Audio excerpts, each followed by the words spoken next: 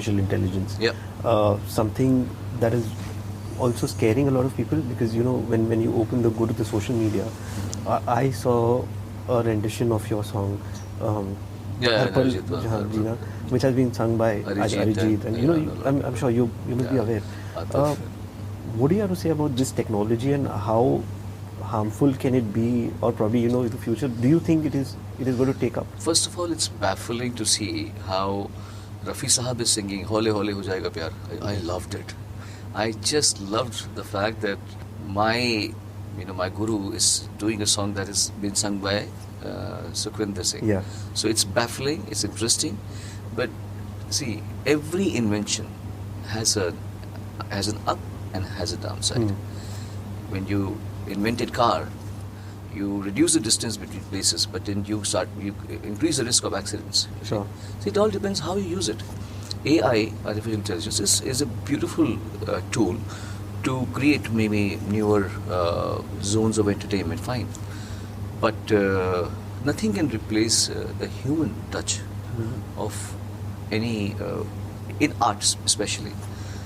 Like, I cannot imagine how AI can be used in live shows. Yeah. Because if I'm using AI in my voice and I'm sounding like somebody else, then obviously people are getting cheated. Yeah. They want to listen to me. Yeah. Not Shan on my face. Yeah. If I use AI on stage, Shan's voice or maybe Arijit's voice or Sukhwinder Ji's voice, I'm fooling people. It can be a good gimmick for one or two songs. Yeah. But the entire show cannot be based on such gimmicks. Right. So live singing should never be able to replaced. Yeah. That is my belief as of now. Right. But do you think it might take over, because there was a time when the whole voice modulation came in and people started using machines to just modulate voice. I think it's still prevalent. A lot of people do use it. And now this is the next thing that people are thinking will take over. Yeah, it is going to help a lot of people while creating music. For instance, if a music composer has composed a song and he wants to present the song to a director or to a music company in the voice of Sonu Nigam. Yeah. So he doesn't need to call me. He can just sing himself and use my AI, and he can say that if Sonu sings the song, it's going to sound like this. Right. If KK sang the song, it would have sounded like this. So maybe that whole culture of 8 to 9 people singing one song and then one getting selected and other 8 getting rejected, that might at least, the singers will be saved from at least that kind of exploitation, I feel. Right. Because they don't get paid for what they do. And it's almost like, I don't appreciate the fact that a composer makes a song and he makes 9 people sing this song.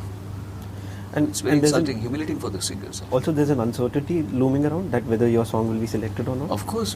All these singers are like my younger family members, brothers and sisters. They always say, "Bhaiya, jaan nikli rehti bhaiya." And फिर मालूम पड़ता है गाना मेरा, oh, it's my song. Oh my. They have no clue whose song will be selected. So I understand the dilemma of the music composers also sometimes, but I feel one song sung by multiple singers reduces the respect of a singer, of singers in totality. Right. Like, can you imagine Lag Ja Gale sung by Lata Ji and Asha Bhosle and Geeta Dutt and Suman Kalyanpur, and then Lata Ji was chosen? Right. How unfair is that? Yeah. Sar Jo Tera Chakraye, Ye Dil Dooba Jaye, sung by Rafi Sahab, Mukesh Ji, Kishore Kumar, Tarak Mahmood, Hemant Kumar, and then Rafi Sahab is selected. Correct. How demeaning it is. Yeah. When we're working, we must also make sure that the people that we're working with are feeling respected. If you're taking my interview, I have to make sure that I put you at an easy place, so you are doing your job with confidence. If I start intimidating you, if I start talking silly stuff with you, I'm not helping you doing your job properly. Sure. So when I'm a composer, I must make sure that my singers, my lyrics writer, my director, everybody's comfortable around me. Yeah. And doing such things demeans the aura of a singer. So, but you've been through, voiced out a lot of things. You've been an opinionated person, and when it came to copyrights or other things, I've always spoken. You just spoke in your mind. Has that ever, came in your way in Ever? terms of your? Always, not ever. Always. I have. But you see, ultimately the truth prevails, Huh. and intent has never been wrong. I've always wanted to sort things out for people. Somebody had to bell the cat when I spoke about copyright thing. Yeah. And I was at my peak. Only I could have taken this stand. Sure. Not when I was, I would have gone downhill and I would have become too old to matter. Yeah. People will listen to me only when I matter. And I had to take this stand. I was born for that. God sent me not just to sing songs, but also rectify something that was started by Lata ji's long time back, like way before we were born, I think. Yeah. And finally, it was this generation who were able to Reap the benefits, if you could say. yeah, no, this is our generation brought, sacrificed our Yeah. bit, and we finally brought this thing out. The generation next will reap the benefits. Right.